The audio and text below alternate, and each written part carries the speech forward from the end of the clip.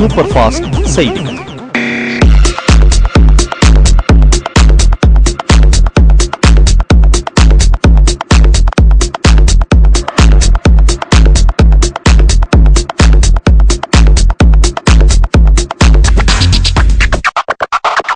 மாநில அரசு அதிகாரிகள் மத்திய அரசு பணிக்கு செல்லும் போது தேர்வு நடைமுறை கொண்டு வருவது மாநில அரசின் இடஒதுக்கீடு கொள்கைக்கு எதிரானது. முதல்வர் ஜெயலலிதா கண்டனம்.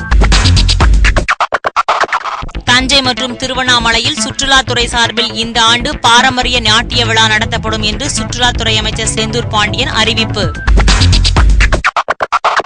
திமுக பொருளாளர் ஸ்டாலின் ஆதரவாளரும் முன்னாள் எம்எல்ஏவுமான வேதரத்னம் மீது எடுக்கப்படும் ஒழுங்கு நடவடிக்கை ரத்து. மாமல்லபுரத்தில் வன்னியர் இளைஞர் பெருவிழாவில் தமிழகத்தில் மதுவிலக்கு முழுமையாக நடைமுறைப்படுத்த வேண்டும் என்பது உட்பட 9 தீர்மானங்கள் நிறைவேற்றப்பட்டன. சீரான மின் விநியோகத்தை உறுதி செய்ய 8000 கோடி ரூபாயில் 56 துணை மின் நிலையங்கள் நடப்பாண்டில் அமைக்கப்படும். முதல்வர் ஜெயலலிதா அறிவிப்பு. கவன ஈர்ப்பு தீர்மானத்திற்கு சபாநாயகர் அனுமதி அளிக்காததால் சட்டசபையில் காங்கிரஸ் எம்எல்ஏக்கள் வெளிநடப்பு. நாங்கள் தலித்துகளுக்கு எதிரிகள் அல்ல. வன்னிய இளைஞர் மாநாட்டில் டாக்டர் ராமதாஸ் பேச்சு. தமிழ்நாடு முழுவதும் தேமுதிக சார்பில் மே தின விழா பொதுக்கூட்டம். விஜயகாந்த் பங்கேற்பு. ரயில்வே தொழிற்சங்க அங்கீகாரத்திற்கான தேர்தல் தெற்கு ரயில்வேயில் உள்ள 6 ரயில்வே கோட்டங்களிலும் நேற்று துவங்கி நாளை வரை நடக்க உள்ளது.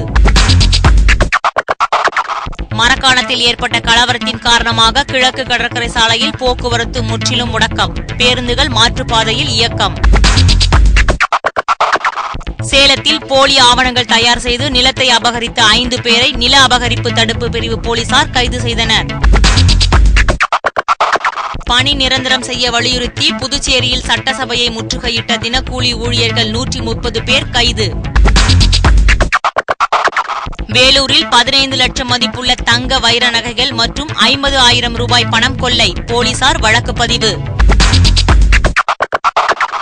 MBBS, BDS படிப்புகளில் மாணவர் சேர்க்கைக்கான மதிப்பெண் தரவரிசை பட்டியல் ஜூன் முதல் வாரம் வெளியிடப்படும். மருத்துவ கல்வி இயக்ககம் அறிவிப்பு. கூடங்குளம் அணுமின் நிலையத்தில் பழுதான 4 வால்வுகளுமே தயார். மே முதல் வாரத்தில் மின் உற்பத்தி துவங்கும். ரஷ்ய துணை தூதர் நிக்கோலே லிப்டோப்டோப் அறிவிப்பு. கோடை காலத்தை முன்னிட்டு ஊட்டி கொடைக்கானலுக்கு ரயில் மூலம் சுற்றுலா செல்ல இந்திய உணவு சுற்றுலா கழகம் ஏற்பாடு. TNPSC குரூப் 4 தேர்வில் வெற்றி பெற்ற 597 பேருக்கு இளநிலை உதவியாளர் உள்ளிட்ட பணிகளுக்கு இம்மாதம் 29இல் கவுன்சிலிங் நடக்க உள்ளன.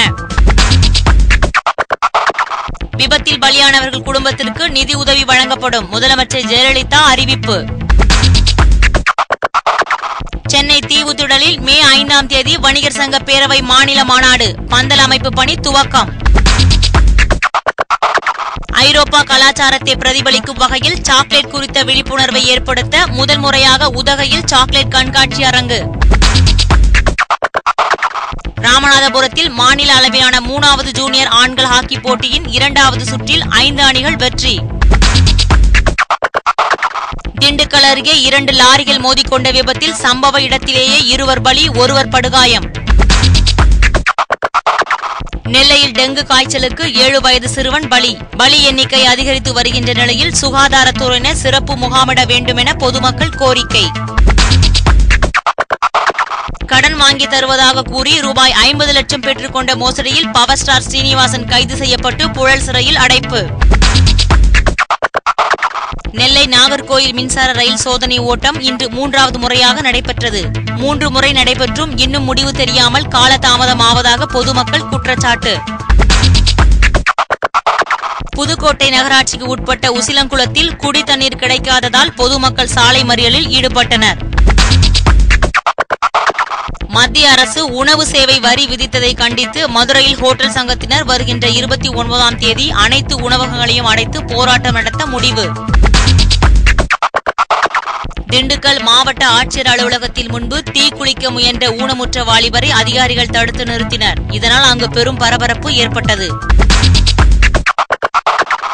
AFT பஞ்சாலையை தடையின்றி இயக்க 500 கோடி ரூபாய் மானியத்தை மத்திய அரசு ஒதுக்க வேண்டும் என்று புதுச்சேரியில் உள்ள அனைத்து தொழிற்சங்கங்களும் வலியுறுத்தியுள்ளன.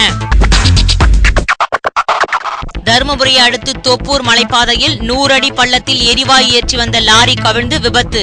தொடர்ந்து எரிவாயு கசிவதால் போக்குவரத்து நிறுத்தம். கன்னியாகுமரி மாவட்ட தீயணைப்பு மற்றும் மீட்பு பணி அலுவலகத்தில் தடையில்லா சான்றிதழ் வழங்க 30,000 ரூபாய் லஞ்சம் கேட்ட கோட்ட அதிகாரி லஞ்ச ஒழிப்புத் துறையினரால் கைது. 4 நாட்களாக பாராளுமன்றத்தை முடக்கி வைத்திருப்பதை கண்டித்து எதிர்க்கட்சிகளுக்கு ஞானதேசிகன் கண்டனம். மரக்காணம் கலவர பிரச்சனையை பற்றி பேச சட்டசபையில் சபாநாயகர் தனபால் அனுமதி மறுப்பு. சென்னை மாநகராட்சி மாமன்ற கூட்டத்தில் திமுக உறுப்பினர்கள் கடும் அமளியில் ஈடுபட்டதால் கூட்டத்தில் இருந்து வெளியேற்றப்பட்டனர். காவிரி படுகையில் எரிவாயு தேவைக்காக மீத்தேன் பழுப்பு நிலக்கரி எடுக்கும் முயற்சியை மத்திய அரசு கைவிட வேண்டும் என வைகோ வலியுறுத்தல். சூப்பர் ஃபாஸ்ட் செய்திகள்.